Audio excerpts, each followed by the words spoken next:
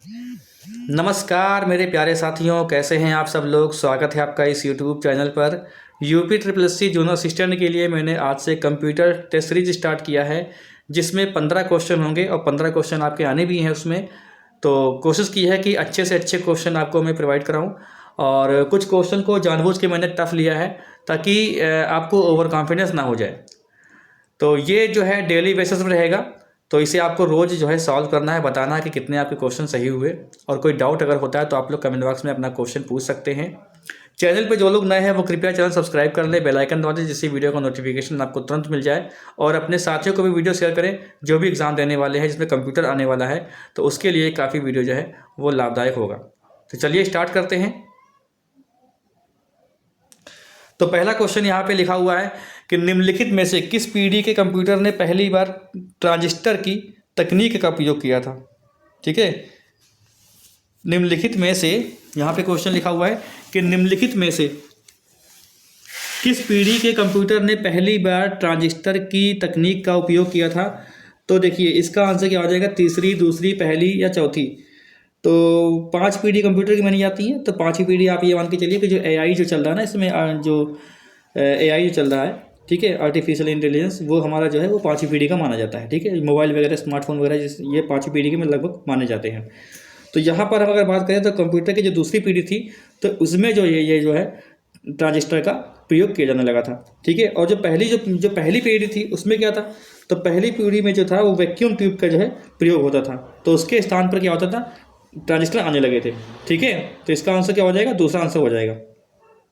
तो चलिए अगला सवाल देखते हैं। किस स्टोरेज माध्यम में ट्रैक्स और सेक्टर होते हैं।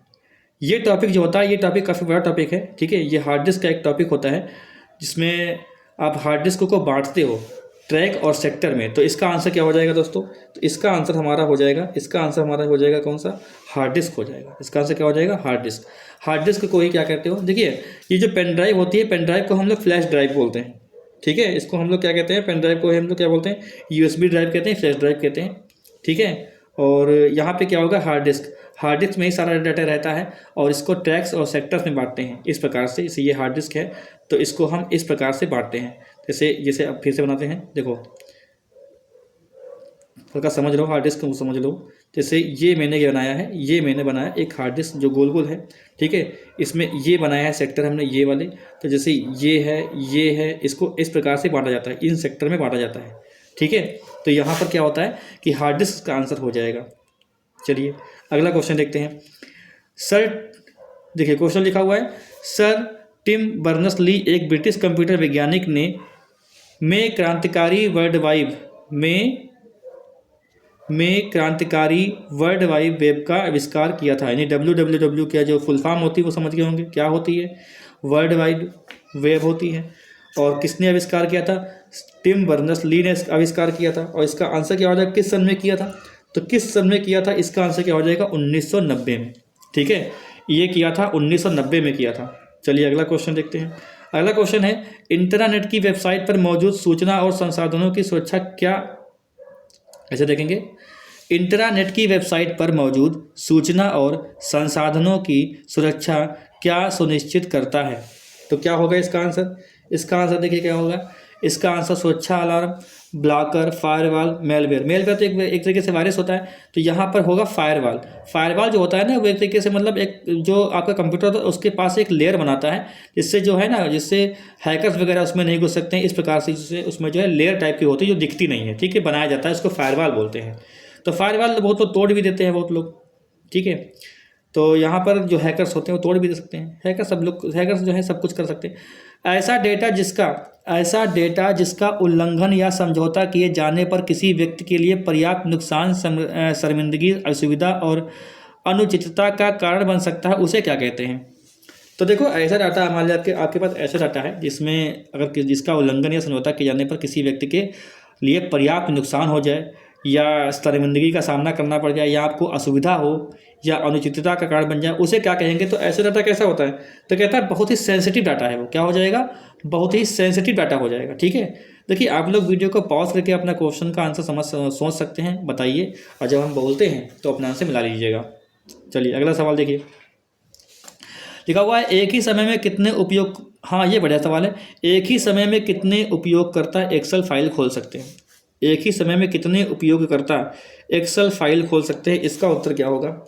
तो बताइए इसका उत्तर क्या होगा? इसका उत्तर हो जाएगा इसे 128 उपयोगकर्ता, 512 उपयोगकर्ता, 256 उपयोगकर्ता और 64 उपयोगकर्ता, तो क्या हो जाएंगे 256 उपयोगकर्ता जो है इसका आंसर हो जाएगा। ठीक है, 256 लोग जो हैं वो एक्सेल फाइल खोल सकते हैं।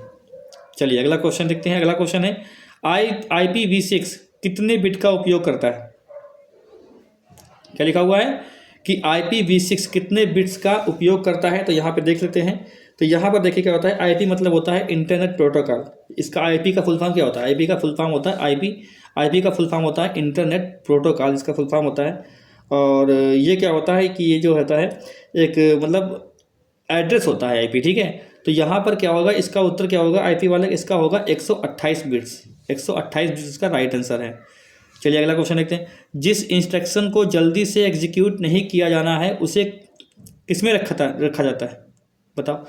जिस इंस्ट्रक्शन को जल्दी से एग्जीक्यूट नहीं किया जाना है उसे किस में रखा जाएगा? उसमें किस में रखा जाएगा? देखिए ये सब टॉपिक जो होते हैं वो बहुत ही बड़े टॉपिक होते हैं। ठीक है, इनको थोड़ा समझाना बड़ा मुश्किल हो जाएगा क्योंकि बहुत बड़े बड़े टॉपिक होते हैं ये। तो देखिए इसका उत्तर क्या होगा? इसका जो उत्तर होगा वो होगा इंस्ट्रक्शन बफर रजिस्टर। तो आप अगर चाहो तो IBR की जो है फुल फॉर्म ही याद कर लो, इससे भी काम चल सकता है कि क्या होता है इंस्ट्रक्शन बफर रजिस्टर, ये इसकी फुल फॉर्म हो जाएगी। ठीक है, URL का पूर्ण रूप क्या होता है? URL का पूर्ण रूप क्या होता है? तो क्या बोलते हैं URL? तो यूनिफॉर्म रिसोर्स लोकेटर, ये चौथा ऑप्शन सही हो जाएगा इसका। ठीक है, चलिए अगला सवाल देखते हैं। लिखा हुआ है MS वर्ड 365 के निम्नलिखित में से किस विकल्प का उपयोग सेलेक्टेड टेक्स्ट पैराग्राफ या टेबल सेल के पीछे का रंग बदलने के लिए किया जाता है? तो बताइए MS वर्ड 365 के निम्नलिखित में से किस विकल्प का उपयोग सेलेक्टेड टेक्स्ट पैराग्राफ या टेबल सेल के पीछे का रंग बदलने के लिए किया जाता है? तो उसका होता है शेडिंग। क्या हो जाएगा इसका उत्तर? इसका उत्तर शेडिंग हो जाएगा। चलिए अगला सवाल देखते हैं। सवाल अगला है हमारा कि ईमेल, देखिए लिखा हुआ है ईमेल कंपोजिंग और शेडिंग के समय निम्नलिखित में से कौन सा फील्ड खाली नहीं रखा जाता? ठीक है, कौन सा फील्ड जो है वो खाली रखा नहीं जा सकता? ईमेल कंपोज कर रहे हो या सेंडिंग कर रहे हो, ठीक है, ईमेल कंपोजिंग या सेंडिंग के समय निम्नलिखित में से कौन सा फील्ड खाली नहीं रखा जा सकता? तो बताओ कौन सा नहीं रखा जाता है? तो कौन सा खाली नहीं रखा जा सकता है? वो भैया 2 होता है। अरे जब इसको 2 भरना पड़ेगा ना, किसको भेजना है, तो 2 कैसे खाली रख सकते हो? ठीक है, आप ब्लैंक मैसेज भेज सकते हो लेकिन 2 नहीं हो सकता है, 2 तो आपको भरना पड़ेगा। ठीक है, कि ये खाली नहीं हो सकता। ठीक है, चलिए अगला सवाल देखते हैं। देखिए सवाल है हमारा कि निम्नलिखित में से कौन सा ऑपरेटिंग सिस्टम विभिन्न टर्मिनलों पर स्थित कई लोगों को एक विशिष्ट कंप्यूटर सिस्टम को एक ही समय पर प्रयोग करने में सक्षम बनाता है?